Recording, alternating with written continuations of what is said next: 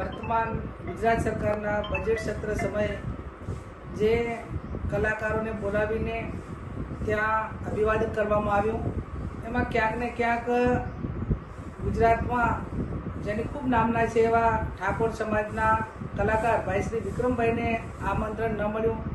એમનું કોઈ કહેવાનું એવું થતું હતું કે ભલે મને આમંત્રણ ન આપ્યું પણ એ ઠાકોર સમાજમાંથી કોઈને આમંત્રણ ન આપ્યું.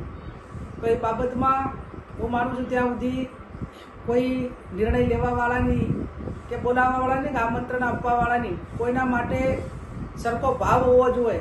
એ ભાવ ક્યાંક ને ક્યાંક ઓછો દેખાણો છે, સમદ્રષ્ટિ ઓછી દેખાણી છે.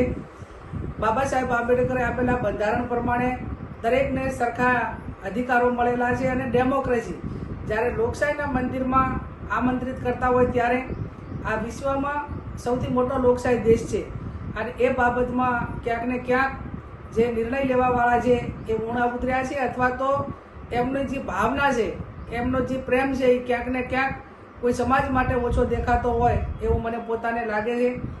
વિક્રમભાઈની જે માગણી છે વ્યાજબી છે.